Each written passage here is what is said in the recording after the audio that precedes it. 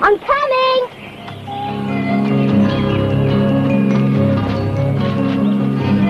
Albert! Where are you?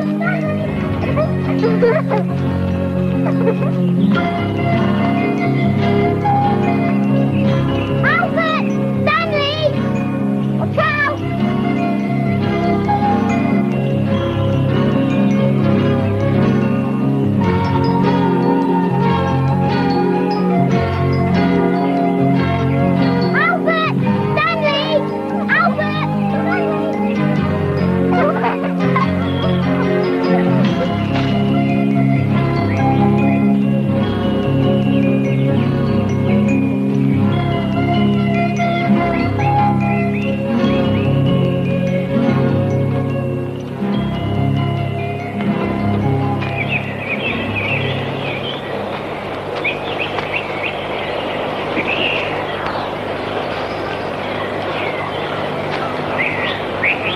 Here comes Mrs. Macaroni riding on her milk white pony. Here she comes with all her money, Mrs. Macaroni.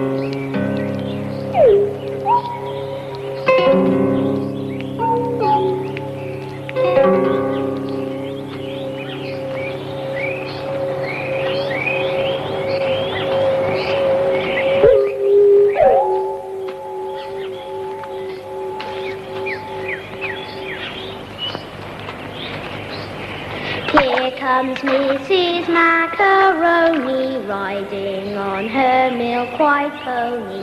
Here she comes with all her money, Mrs. Macaroni.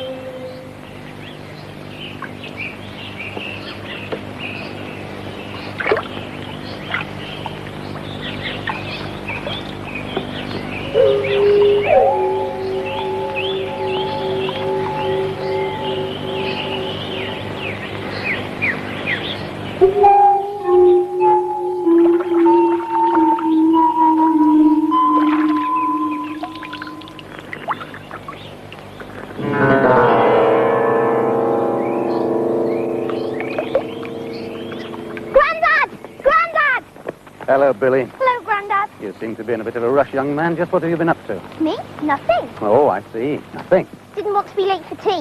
Why, what's so special about tea? Oh, come on, Grandad. You know, it's my birthday. What's in that? What's in what? Is that my present? Now, why should I be buying you a present? Oh, come on, Grandad. Stop teasing me. I said it's my birthday. You know it is. Birthday. Indeed, I'd quite forgotten. Oh, no, you hadn't. You never forget. Let me carry it. Go on. No. Oh, go on. I won't look. Is it heavy? Well, it might be. All right, then rattle it. No, I will do no such thing. You must just wait until we get home. Oh, Grandpa. Go on, then. Open it.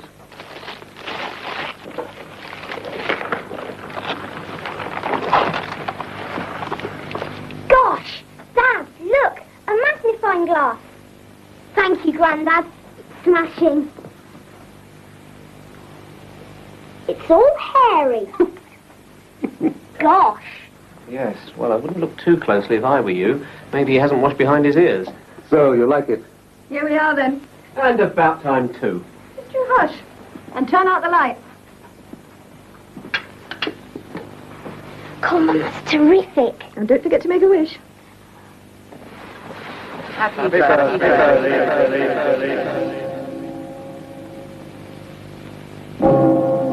Billy is now with our blessed Saviour in his heavenly kingdom. Tragedy. Such a young lad. The pain's worse for them still living. Come on, Betty. Come on, Betty.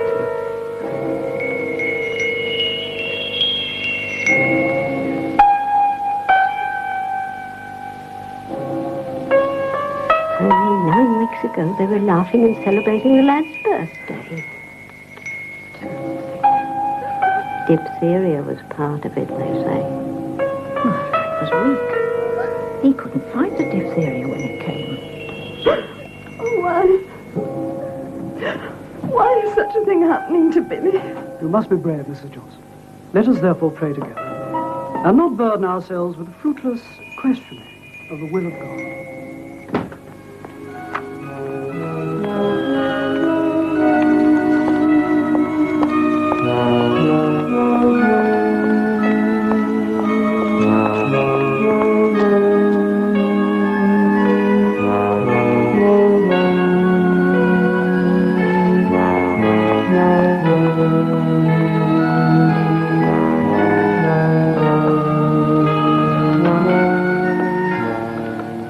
I'm sorry to disturb you, sir, but there's a lady here to see you.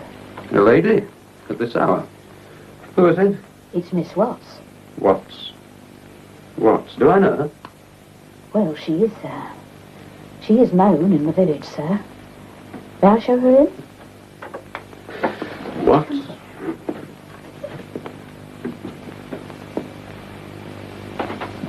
Please sit down. I'll only be a moment, Mr. Finch. I have a message from your grandson, My grandson? Billy. Billy is dead. You have a grandson, and his name is Billy. I had, and that was his name, yes. I am a medium. I have a message for you from him. Very important, he says. Very important. Is it not enough for you, woman, that the poor child is dead? Why must I you... am a medium, but my powers are limited. The message is unclear.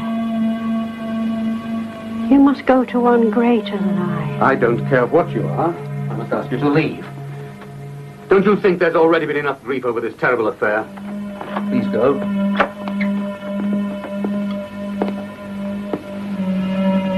Billy wants to tell you something. He wants to contact you. Please. He needs your help. Billy needs you. It's nonsense. No. The boy's dead. He can't speak to us. It's impossible. He can't. She heard him. He's not happy. We must find out why. Please. Please, in the name of God. Betty, can't you see? Betty. You want him to be alive. You want to believe this woman Watts, this spiritualist, when she tells us we can still speak to him? Well, there's no way. Science. Oh, science, science, always science. Do you think science has all the answers? Because if it has, I want to know why Billy had to die. Go on, tell me why. And what if science showed us he could speak to us? This is crazy. Put it out of your mind. Scientists deal in facts. I know. Like the scientists I've heard of in some society up in London. They check the facts when people ask them to. Ask them to what? To what it means when you're told that your dead grandson is trying to reach you. They don't laugh. They're men of science. Why don't you speak to them? Please. For me. For Billy.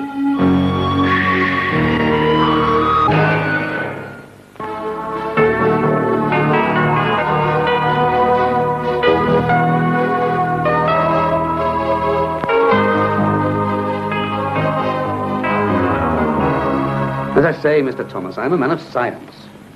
I must be honest with you, I haven't much faith in this sort of thing. As a matter of fact, I'll go so far as to say that all this talk of life after death is nothing more than nonsense as far as I'm concerned. Dad, please. You could be right, Mr. Finch. You could be right. But as scientists to show that, haven't we? And as men of science, we mustn't be afraid of using unorthodox methods. Mrs. Leonard's a most remarkable medium. Maybe she and her spirit guide, Fada, can contact Billy. Mrs. Leonard, are you ready? Yes, I'm quite comfortable, thank you.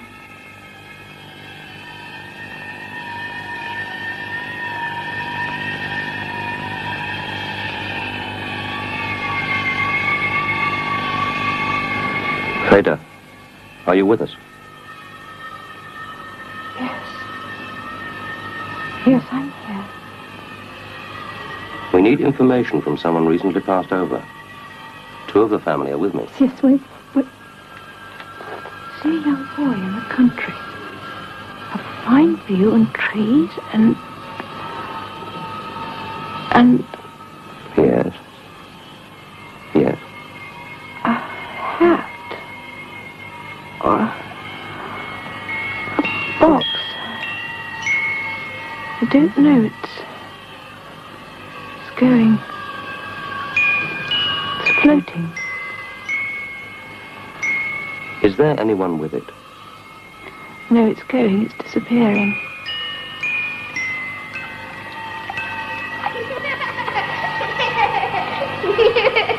Oh, a boy. He smiles at me. He smiles, but is unhappy. Troubled. What?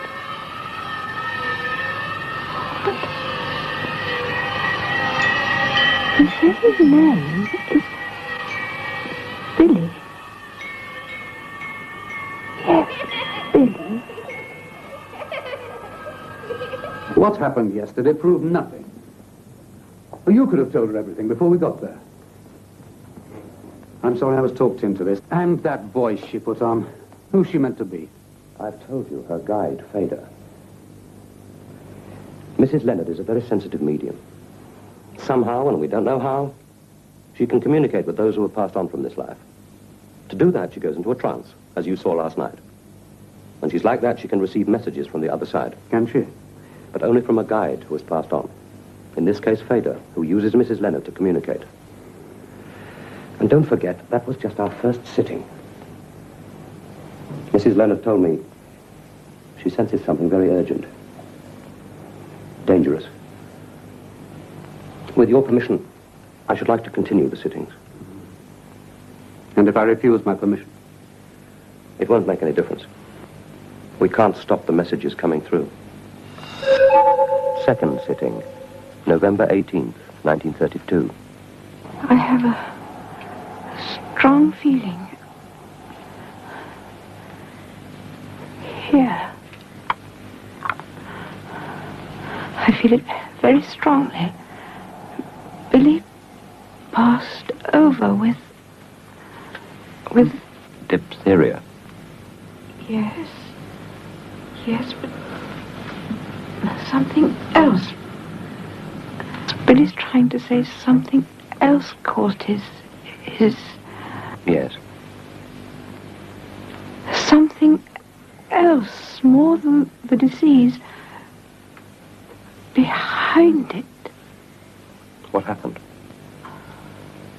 Could I have a word? One word.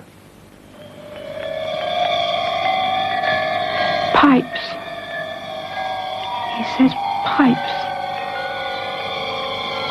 That word should be enough. Leave it like that. And a view, a wonderful view. But you can't see it. It's blocked. Fourth sitting, February 10, 1933. Billy says he's very pleased with our work, but he's puzzled we don't do more about the pipes. We can't. We need more help. Fader, can we get the name of a particular place? I'm getting a funny name. It sounds like Bentley and Stew. Stock? No. Something stock. Bentley and Stock. Billy's trying to make me see, to make me feel a town and a hill. Billy's going up the hill and I'm following him. He's disappeared.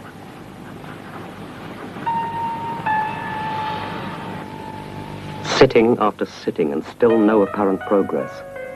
The months are sliding past. Billy is growing more desperate. And Finch's silence underlines his disbelief. I'm reaching the edge of despair. And those bloody pipes. Where are they? What do they mean? If only there was some way of breaking through. I must go and see Finch.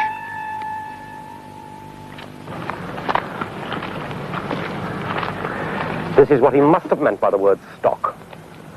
And you still don't believe Mrs. Leonard's messages? Mr. Thomas, I'm sure you're very sincere in your efforts, but this business has gone on for months. Can't you let the dead rest in peace? I wish we could. Only sometimes they won't let us. During the last few weeks, Billy has often mentioned Bentley Street. Where exactly does that lead? It goes up past the church. Is that where Billy's buried? Well, yes. And after the church? Fades out into a track and then woods. Would you say there was a wonderful view? Some of it's quite... Just what are you getting at? Mr. Finch, would you have any objections if I were to bring Mrs. Leonard down here? All this interference. Why can't you learn? Would your learn? family have any objections? For Billy's sake. We'll see.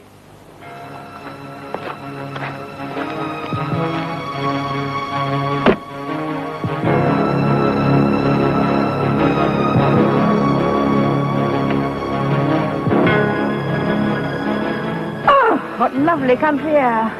Are you sure the journey wasn't too tiring? Not at all. I enjoyed every minute of it.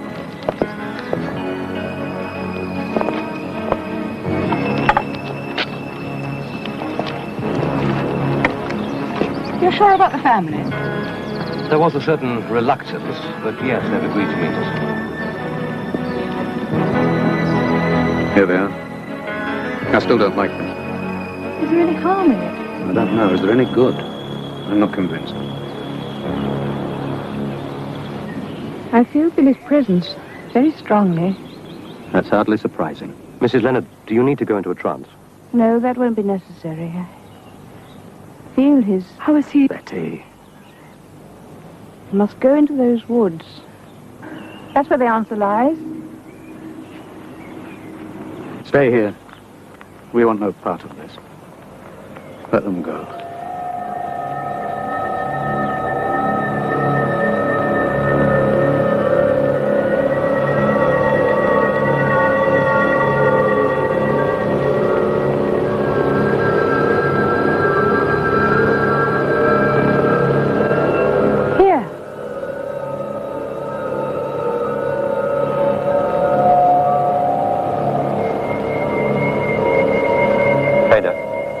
Are you with us? Yes. The view is beautiful. And the pipes? What about the pipes? Billy says... Yes. Billy says the pipes are near, very near, but hidden. The view is obscured. We must turn. We must turn.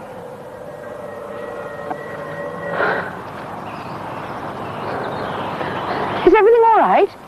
Stay there.